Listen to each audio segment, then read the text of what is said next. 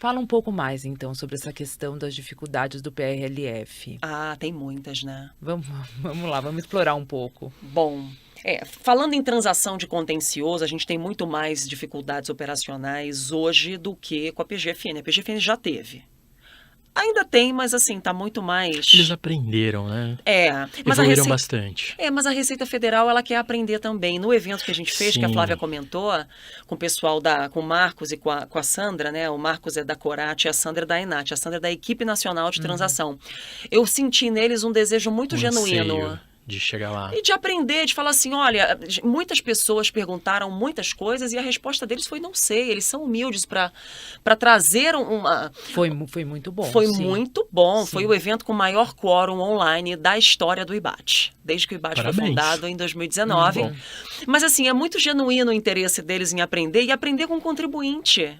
Eu troco muito com o Marcos, eu mando as mensagens para o Marcos fala, nossa, Mariana, é ótimo você trazer isso para a gente, porque às vezes a gente não sabe o que o contribuinte está enfrentando de dificuldade. A gente está aqui, né, atrás do balcão, né, com a máscara do leão, no bom sentido, sem saber o que está acontecendo aí fora, né? Mas a gente troca muito com relação a essas dificuldades e assim, hoje é dia 23 de março. O prazo fatal para adesão é 31 de março, daqui a... 19 horas. Então, 7 horas da noite. Uma semana e um dia, praticamente. 8 dias. E em 8 dias a gente ainda não tem CAPAG revisada e resposta. Tem gente que está entrando com MS desesperadoramente para conseguir resposta da PGFN com relação à CAPAG, com medo dessa adesão do jeito que está, sem possibilidade de ajustar depois. Existem outras questões de ordem prática, como, por exemplo, adesão parcial. Eu tenho cliente que quer aderir para processo no CARF. Adesão parcial, muito, sim. Sim. Eu tenho cliente que quer fazer adesão parcial com processo no CARF, o processo discute 15 milhões, mas ele quer aderir 6. Né? O restante, ele quer manter na discussão no Tribunal Administrativo.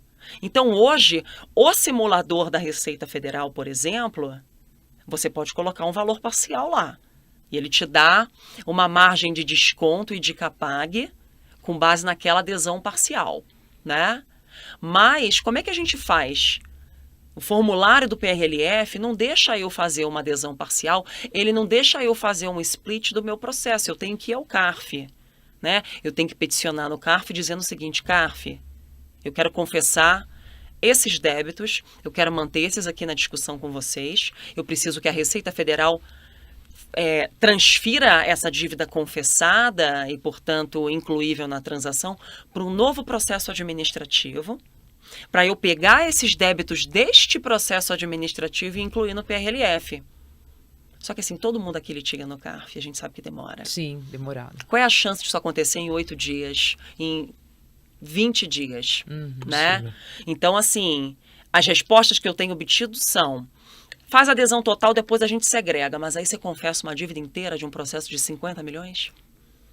E a contingência que você traz para o seu cliente? Você confessa tudo para depois desconfessar. Como é que vai funcionar o mecanismo de desconfissão no CARF? Então, assim, existem inconsistências que trazem uma insegurança e uma instabilidade imensas, né? Essa questão da adesão parcial, como a gente falou da CAPAG, tem umas questões também conceituais, por exemplo, a gente fez algumas simulações lá no escritório, que quando o cliente é rating A, não aparece a modalidade do artigo 11 para ele, que é o pagamento em dinheiro sem uso de PF, prejuízo fiscal, e a gente chama de BCN, que é base negativa. Mas espera, na portaria conjunta 1, não existe nenhum critério conceitual que diz que quem é A e quem é B só pode fazer uma transação e quem é C e quem é D só pode fazer outra. Sim. É claro que quem tem prejuízo fiscal e base negativa e rating D está no melhor cenário do mundo. Você tem uma margem de desconto gigante, você tem um prejuízo fiscal que pode ou não liquidar toda a sua dívida com desconto que você recebeu por conta da sua capacidade de pagamento, né? Você tem aquele laudo contábil que o contador tem que assinar, atestando que o prejuízo fiscal ele tem origem, aquela coisa toda. Mas não existe nada na portaria conjunta 1 que diga que quem tem rating A ou B pode fazer uma e quem tem rating C ou D pode fazer nenhum, outra. sim. E isso acontece hoje para mim, não sei se para vocês, no simulador. Você põe lá, preenche principal, multa, juros, coloca o número do processo. Aí na hora de apurar qual é a sua modalidade, só aparece uma. Parece uma.